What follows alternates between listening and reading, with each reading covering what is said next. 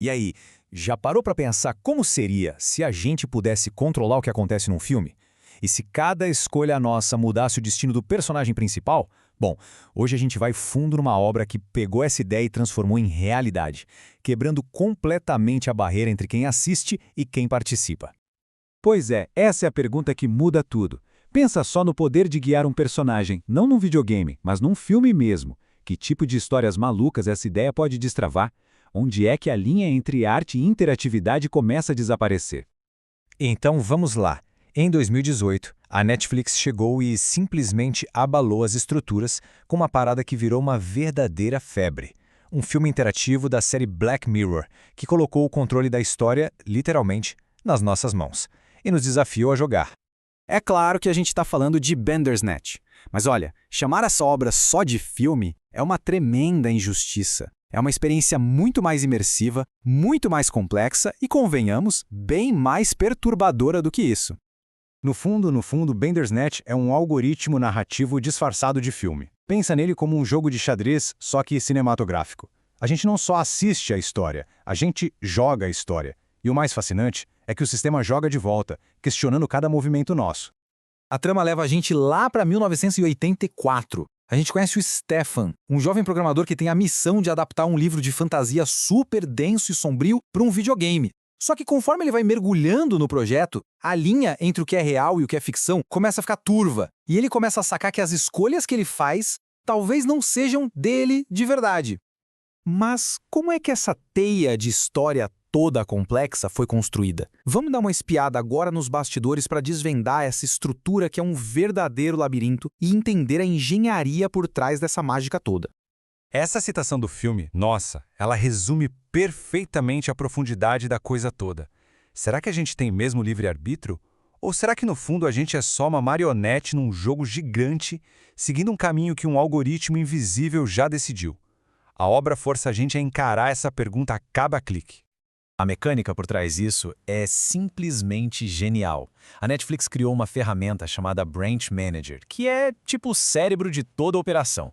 Cada decisão que a gente toma, pá, é um nó narrativo, uma encruzilhada, e a nossa escolha cria um novo galho, uma nova realidade, dentro de uma árvore imensa de possibilidades.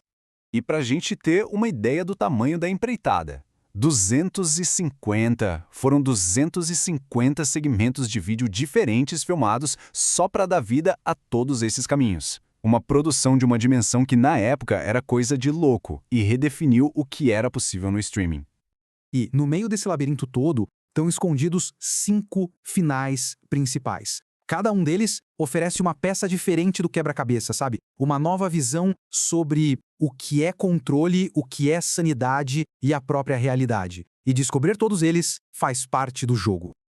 Mas agora, segura aí. O número que realmente explode a nossa cabeça é este aqui. 1,2 trilhão de combinações teóricas de caminhos.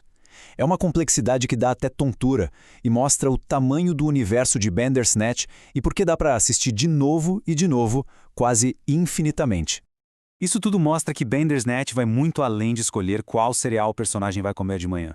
É uma viagem por questões filosóficas bem pesadas. O livre-arbítrio é tratado como uma ilusão. O controle fica dividido entre quem assiste, que vira uma espécie de Deus, e o próprio algoritmo. A loucura vira quase uma expansão da consciência.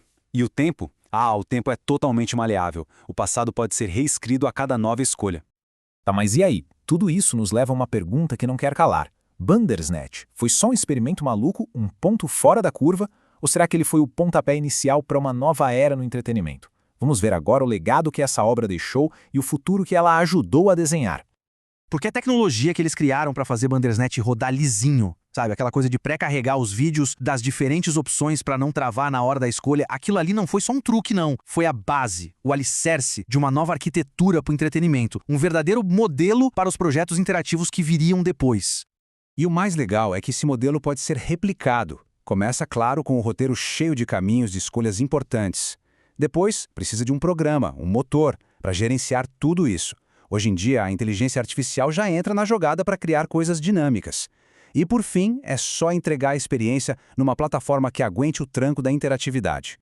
E o que é mais doido é que, hoje em dia, as ferramentas para criar uma experiência como essa estão muito mais acessíveis. Tem programas como o Twine para criar os roteiros interativos, motores de jogo como o Unity e Godot, que dão a estrutura para a coisa toda, e, claro, as IAs como Eleven Labs e Runway, que podem gerar vozes e imagens.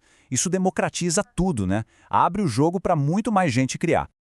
Essa frase é perfeita. Resume a revolução que Bandersnatch começou. Aquela barreira que existia entre quem assiste e a história, ela simplesmente caiu por terra. A gente não tá mais só sentado no sofá.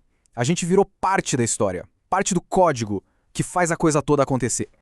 E isso tudo deixa a gente com uma última pergunta, que talvez seja a mais importante de todas. Qual é o nosso papel nesse novo mundo? A gente deixou de ser um espectador passivo para virar um coautor das histórias que a gente consome? A narrativa não é mais algo que a gente só assiste, é algo que a gente constrói junto. E talvez seja esse o verdadeiro e eterno legado de Bandersnatch. A história agora está de verdade na nossa mão.